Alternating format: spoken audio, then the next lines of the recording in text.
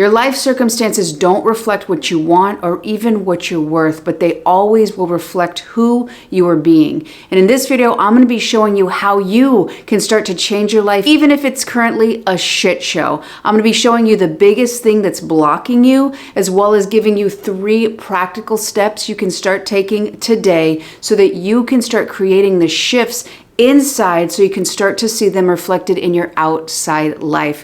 No matter what it is that you want to experience in this life, it already exists. Learning how you can start to shift your inner world so you can start to perceive of it is the only thing standing in your way. If you watch until the end of this video, you're going to understand how you can start making those shifts so that you can start seeing that new reflection in your life. So let's get started. It's important to understand the idea of cause and effect, of source and reflection. The more you understand this, the more you understand how your reality is working and how you can start to shift it. We're going to use this beanie, and it's going to represent an undesired situation. So this could be abandonment, this could be lack, this could be not feeling seen, whatever it is for you right now. You're seeing a reflection of this idea, of this belief, of these past experiences and how you perceive yourself to be. And since that's in your inner image, your self-image or your self-concept, it's a part of your inner psyche, and then you're looking out and you're seeing it reflected back to you. The way to change it is not trying to erase it off of the mirror. The way to change it is actually realizing how to let it go. And when you do, you'll see a different reflection. Because the first part to start to change that reflection is to start to be aware. You're not seeing reality as it is. You're seeing it based on the filters. The filter created primarily from your early on childhood experience, whatever the adult caretakers told you, whatever they showed you what your worth was, or whatever you perceived of yourself. You're going to have filters that filter out everything. We're talking 20 to 50 million bits of information, of potential, of that ideal version of you. They're going to get filtered out, and the only thing that's going to be able to come through to your conscious awareness, whatever aligns with your self-concept or your self-image. That's going to create your electrical magnetic signature. The electrical component are your thoughts. The magnetic component, what draws experiences to you, is going to be your feelings. So that's why you can change your thoughts, but ultimately you keep drawing these experiences to you. And this is where people think, oh, that must be who I am because I keep seeing this. I keep experiencing it. There's no way that something else out there for me exists. But you got to understand this. Your perceptions that are programmed from your past experience, they are creating filters, a perspective of how you're seeing your reality. So everything else gets filtered out except what is in alignment with that. So becoming aware that other things exist right now, you're just not able to perceive of them. So when you become aware of how you're perceiving things, that's the first step to start shifting what you're able to see. The big thing on this is energetically, it's anchored to the past. A situation happened early on. You put a meaning or a label of yourself or how you're supposed to be treated, and energetically, you're still connected to that. Another way to say this is that whatever happened growing up for you in your past, early on experience or experience that you've had since then, end result of an experience is an emotion, according to Dr. Joe Dispenza.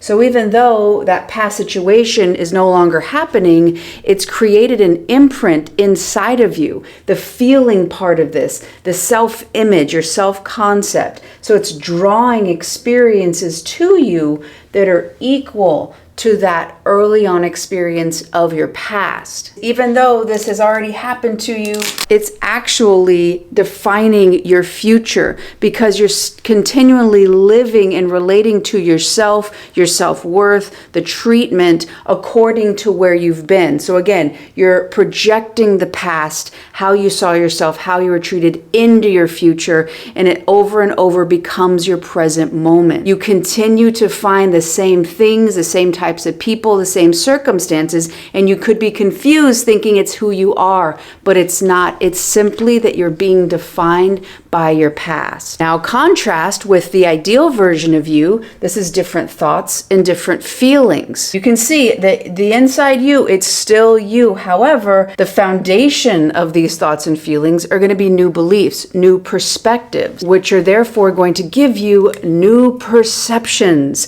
a new ability to see your reality, because you do not see with your eyes. You see with your mind, and that mind is heavily programmed from whatever situations you've been in, whatever events that you went through. Those are creating filters, and that's how you're seeing your reality. So understanding, okay, other things are possible. I don't have to create things from scratch. However, what programs do I hold right now? One of the biggest mistakes I see people make is that they think in order to get from this, which is one level of consciousness, to a different level of consciousness. Again, Dr. Joe would say one electromagnetic signature to a different one so that you can get its equal counterpart reflected back to you. People think that this gap, it's about time. If I keep doing what I'm doing, then an amount of time I'll wait and then something new will happen in the future. Or some big event. Maybe I get the job. Maybe I have $100,000 and then I'll be able to feel abundant. Or that new person will come into my life and then I'll know what love feels like. And then I can let go of this to step into this.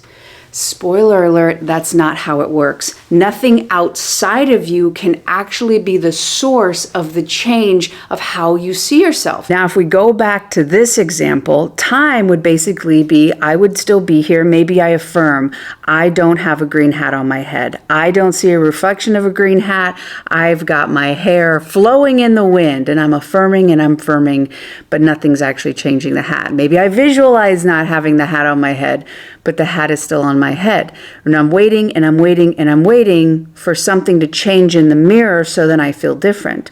Or maybe it's a big outside event. I'm waiting for the mirror to change, that big event to shift, so it gives me permission and space to then feel different. It's very easy to understand that if I'm waiting for time, I'm going to wait and I'm going to wait and I'm going to wait and I'm going to continue to see the reflection of me wearing a hat. I'm going to continue to see no change because nothing has actually changed. And while affirmations and visualizations are great, they won't actually start to remove the hat coming off your head. The only way you can do that is through your own inner work. And this next step, which is going to be very vital in understanding how you're actually relating to the beliefs that are keeping this on your head. You might find this hard to believe, but think about it. If anyone's ever given you a compliment and you don't think that about yourself, you might feel really uncomfortable. You might push it away. Maybe someone gave you an amount of money.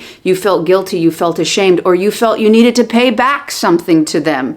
Those are showing you how you really see yourself, and something from outside will always be repelled, or you won't actually be able to perceive of it with your senses until you make the inner shift. The reason I know these things is because so much of my life I was waiting and I was waiting and I was waiting for something different outside of me to happen so that I would then begin to feel differently about myself. I kept getting in relationships where I felt abandoned, where the person was emotionally unavailable, and I was hoping that maybe the next time, then they would be different, and then that experience would change my beliefs. It would change the way I saw myself. So I continued to hyperfixate on relationships, but what I wasn't understanding is that nothing was ever going to change until I changed the way I saw myself, and I started to understand what my needs really were so I could start to heal them, shifting my self-image basically allowing my brain to reconfigure, which is the power of neuroplasticity. The more you start making new choices in the moment by becoming aware of them,